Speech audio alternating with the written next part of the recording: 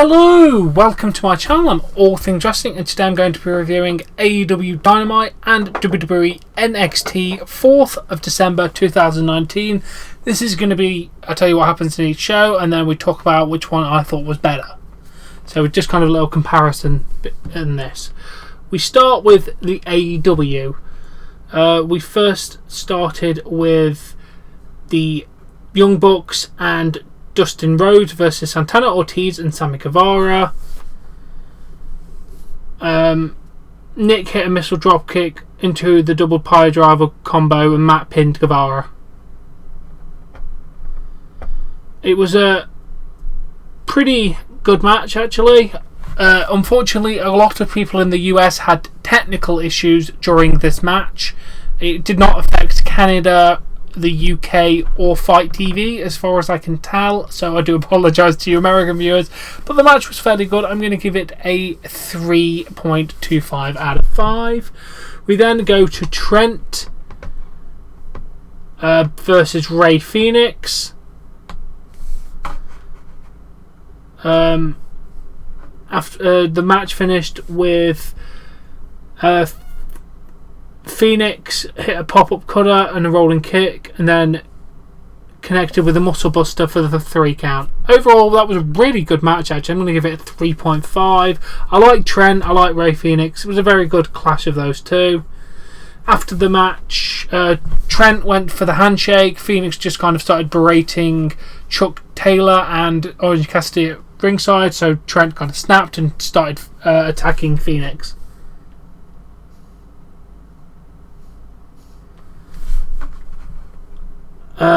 So yeah, damn. We then had a Cody promo. Cody mentioned the attack by Butcher, Blade and Bunny. Mentioned his wife cutting people's hair in the women's division. He says what's really on his mind is MJF. He saw that MJF had something that no one else did. He made snide remarks referring to him botching the Crossroads. Thank you, God. He actually acknowledged that, and now it's being botched on 2 channels, a shot at WWE. He knew MJF was a bad guy, but he was his bad guy. He said MJF said he will never fight me.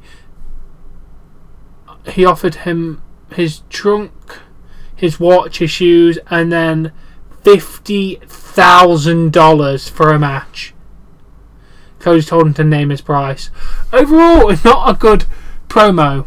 Not a bad promo, sorry, from Cody. I like him. Kind of would have been better with a back and forth, I think. But overall, I like Cody. He's a pretty good character. I like how he called on MJF for the botched Crossroads, because my God, that was one of the most awful Crossroads I've ever seen in my life last week. But overall, promo is good. 7.5 out of 10. We have Alex Marvez interviewing Joey Janela. He wanted to know why he wanted to go face to face with him. He says he wants to beat him. This one is on the record this time. You'll have to kill me if you want to beat me. Moxley walked in, said kids, then walked off. Yeah, 5 out of 10. It's alright. Then we had another Dark Order hype video, which was pretty good, actually. I'm going to give that an 8.5 out of 10. This one was really creepy, kind of doing the like the mask going over the people's faces in like weird glitchy animation kind of thing, you know, similar to what they do with The Fiend. I mean, loads of companies have done it. It looked really, really good. Very, very good. We then had Nyla Rose versus Leva Bates.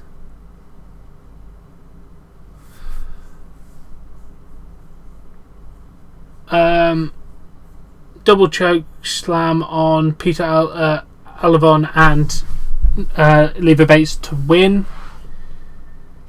Match isn't going to really get rated. It wasn't anything. Oh, it was a Beast Bomb, sorry. Beast Bomb won and then double choke slam to them after. Shanna run down after the match. Got referred to as... Britt Baker was at ringside distraught, and the announcers referred to her as Adam Cole's girlfriend. So, bit of a knock at WWE there. And the referee got powerbombed through a table. Not bad beat down at the end, 6 out of 10. Then we had Lexicon of Le Champion. Jericho entered for his promo. He ran down champagne. He said AEW is forcing him to wrestle one more time this year, December 18th. He introduced a list of people that he would not face. The crowd popped at the mention of the list. So he told him to get out of 2016. He introduced the Lexicon of Le Champion, the list of people he would not agree to face. Moxley was on the list several times. Then Luchasaurus, Jungle Boy, and Marco Stunt entered. Luchasaurus did some dinosaur humour. Jericho said Children and Dinosaur were next on his list, referring to Stunt and Luchasaurus.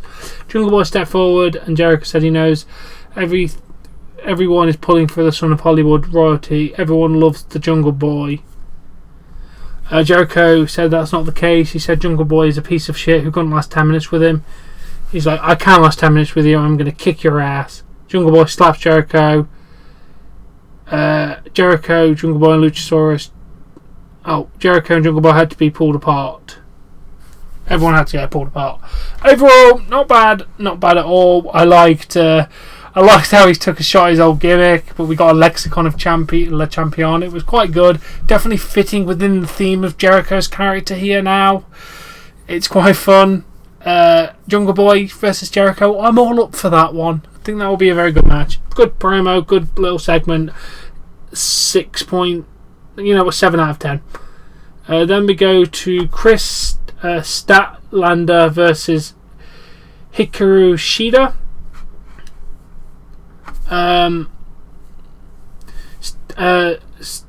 Statlander hit a package tombstone and pinned Shida for an upset.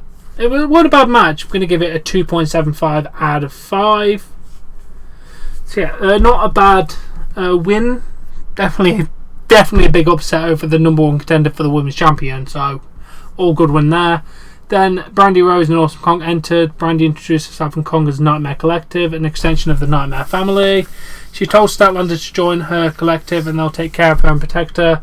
She hesitated. A plant from the crowd demanded to be pledged into the collective. She climbed over the guardrail and had her head shaved. And someone pointed out during a commercial break. So a lot of these segments happen during commercial breaks. I don't notice the difference because Fight TV doesn't have commercial breaks. So yeah, just watch on Fight TV then. But yeah, very, very good with the head shaving. I like how they're a cultist thing as well. I thought it was not bad actually. I'm going to give it a 6.5 out of 10. We then go to Pentagon Jr. facing Christopher Daniels. Ray Phoenix runs down Chuck Daniels' mic stand in. They both try to use a weapon. Phoenix threw the weapon into the corner so the referee was getting it. Hit a low blow onto Christopher Daniels. Then used a package pile driver for the pin. It was entertaining, but the in-ring work just was not there. I'm going to give it a 2.25. It just wasn't a very good match, to be honest. We then had the Butcher Blade Bunny video package. Ali said they're sick of seeing Cody's face everywhere and they're in his house to cut the head off the snake. Alright, 6 out of 10. I think this group could be definitely something. Can't wait to see what they will do with them. We then had Jon Moxley versus Joey Janela. 2 paradigm shifts for the 3 count. Not a bad match. 2.75 out of 5. Definitely a good win for Moxley going in towards his kind of facing Jericho. After the battle, Jericho's played the inner circle, entered through the crowd, and they did a stare down.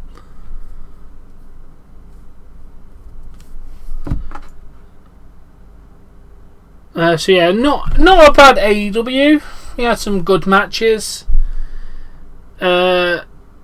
I think we should. I'm going to give the show a rating now. Yeah, not a bad one. I'm going to give it a 6.5 out of 10. Not the greatest of AEW Dynamites, but a decent episode of wrestling. We then move on to our NXT review. Finally, Mauro Ranallo returns to NXT. I'm glad you're doing well, my friend. Shout out to Mauro Ranallo, my main man. Best commentator in WWE. Probably best commentator in the world. It's hard to debate. I haven't heard all the commentators, but he is a very, very good commentator. Killian Dane is in the ring, says he will not leave until someone comes out and faces him. Damian Priest... since Damian Priest can't wrestle, Pete Dunne come down and they have a match.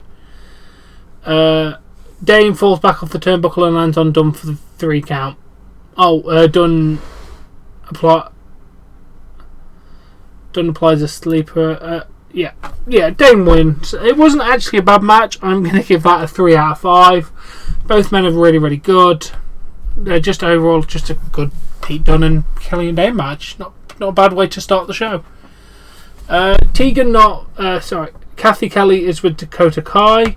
She asked her if she had anything to say to Rhea. Dakota says Tegan is not worth the time and how dense could Rhea be. She gave her what she wanted. Rhea wanted to play the hero and savior tonight. She takes Rhea out just like she did the Hood Rat Mia Yim. Not a bad promo. Don't mind Dakota Kai heel, to be honest. I mean, going to give that a nice solid 6.5 out of 10. Then the Undisputed Era minus Bobby Fish make their way to the ring. I'm assuming he's out on injury. I don't know. I haven't heard anything. Adam says the Undisputed Era has a November to remember. They took over Raw and SmackDown and embarrassed them at Survivor Series. The month may be over, but the year of prophecy has just begun. They are the Iron Men of NXT, and how do you repay them? They injure Bobby Fish's neck. They addressed it, so maybe it's just a kayfabe injury, I'm hoping. How about Keith Lee pouncing him into the crowd like a ragdoll? I'm not a ragdoll, I deserve to be respected as the NXT champion. After all the obstacles they have overcome, Finn Balor decides to kick him in the face. Balor, I need answers. We need answers. We are not leaving this ring until we get them.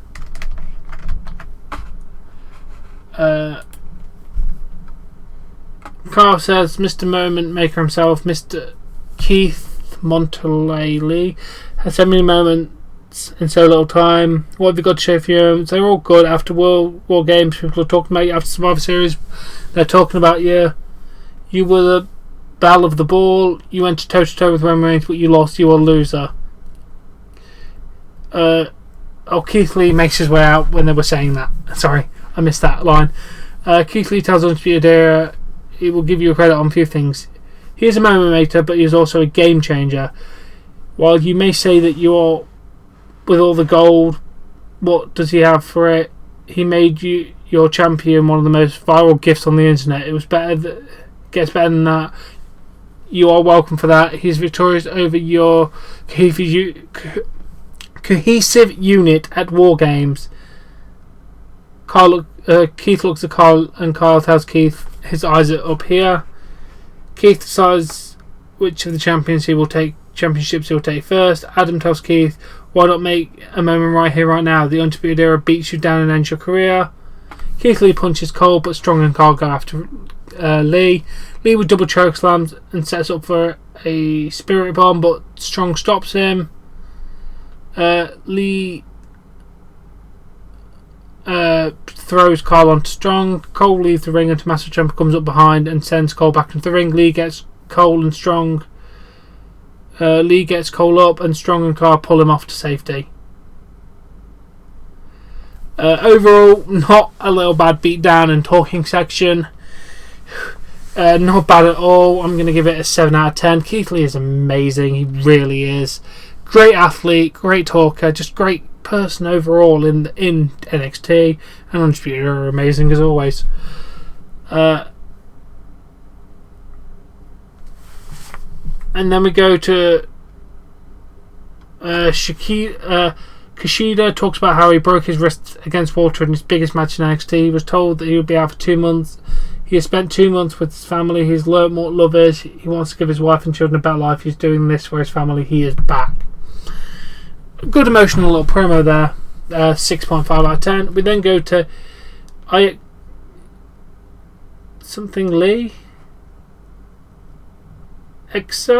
Aya Lee? I don't know. Versus Shayna Baszler. Kakina clutch, and she dabs out. So Shayna Baszler wins. Fantastic. Good win for Shayna. Match is 2 out of 5. Yeah.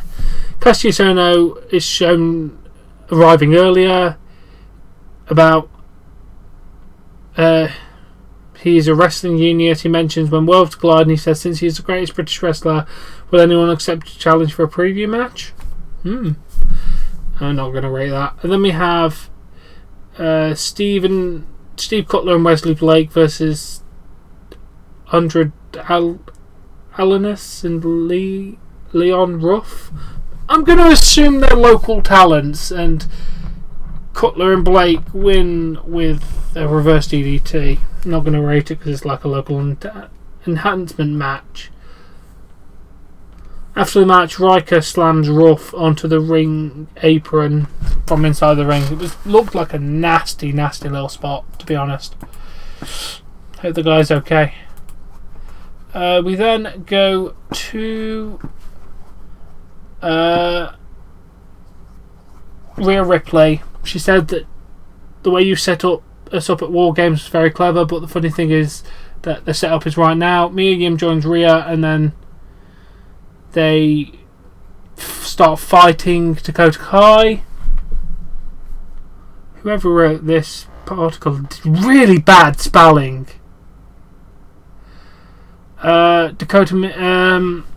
Mia.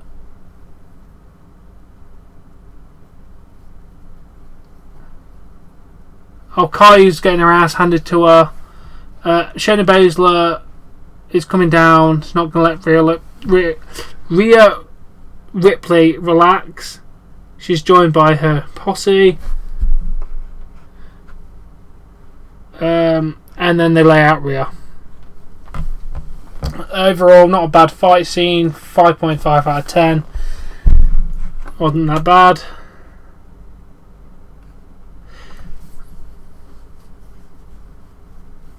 And then we're told that their match will be December 18th for the title, which is cool. Then we go to Finn Balor's video feature. It said Undisputed Era has been quite on quite a roll, and last week was a shock to the system. Everyone wants to carry the flag for NXT, but there would be no flag if it wasn't for him. Everyone wants a piece of the prince. They're all playing checkers. He is playing chess. He says his future will be his past. Adam Cole, checkmate. Okay, fantastic. 5 out of 10. Average.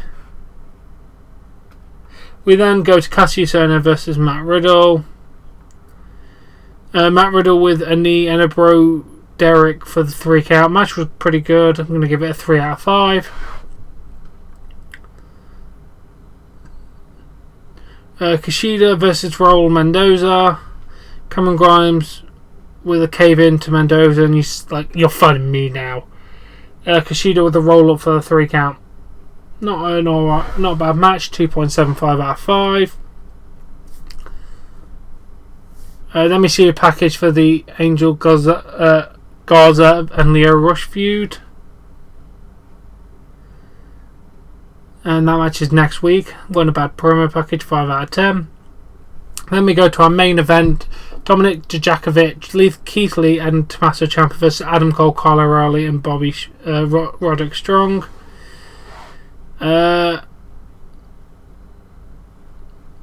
Lee blocks Sling Blade. Finn Balor joins the match during it.